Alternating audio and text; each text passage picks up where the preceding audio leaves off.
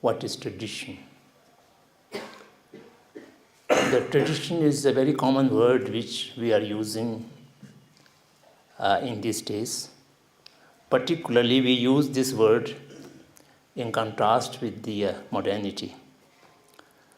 Tradition and modernity appears to be two opposite sides of a thing.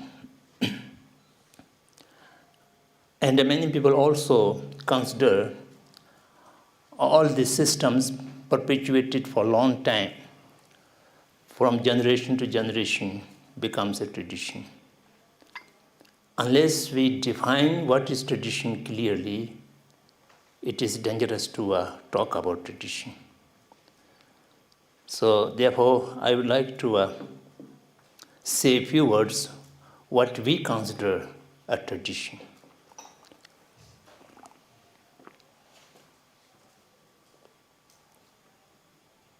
There are many different definitions about tradition, but one of the not very recent but recent explanation given by Kumaraswamy, the great scholar from Sri Lanka. He says tradition need to be three components: originated from a divine source, coming down unbroken lineage, and verifiable by logic and common sense. If these three things are there, then we can only consider as a tradition.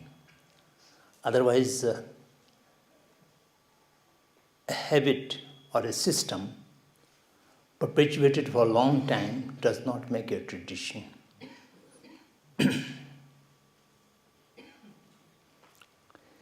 Tibetan people, particularly in a very high altitude, do not take bath.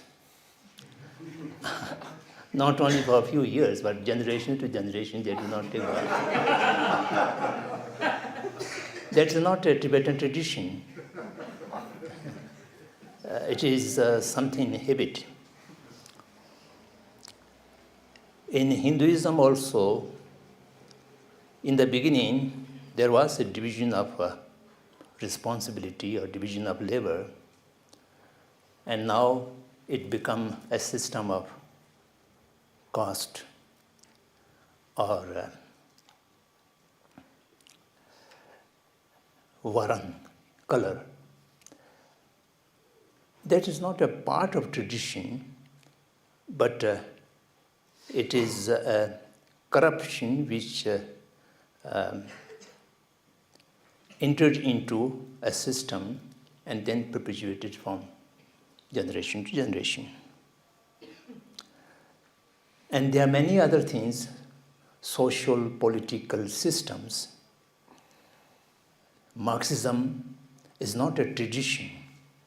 Communism is not a tradition. Capitalism is not a tradition, because they are not originated from a divine source or an authentic source, if I use the Buddhist terminology. In Hindi and Sanskrit language, the word is very good. Param, para. Param refers to the ultimate, and para refers to the unbroken lineage.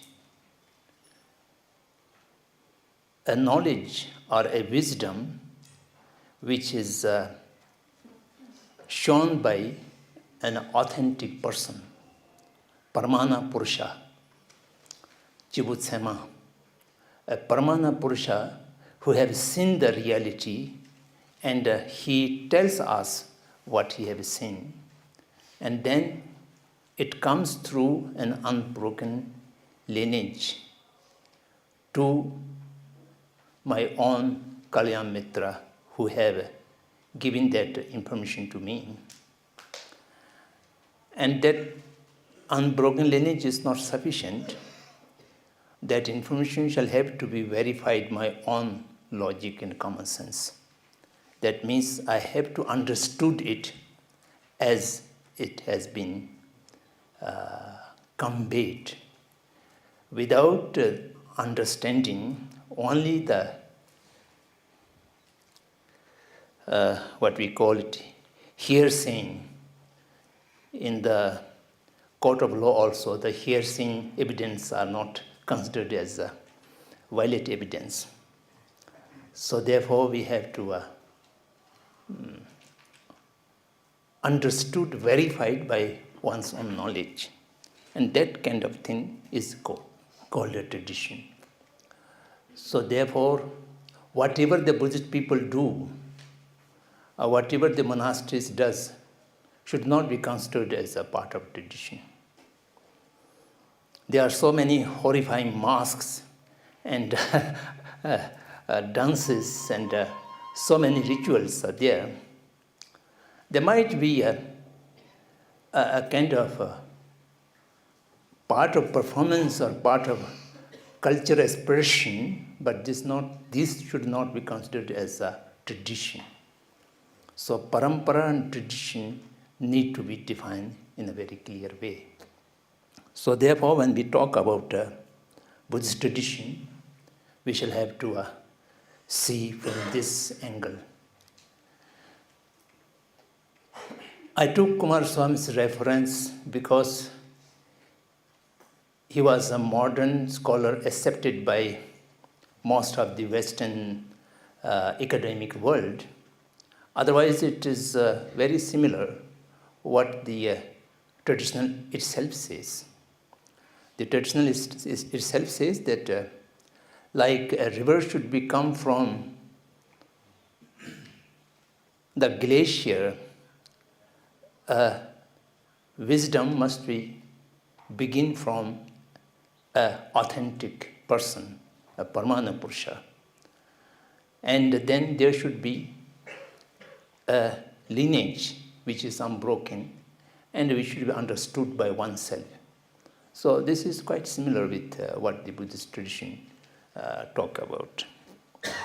So by that way, we should define about the tradition as I mentioned.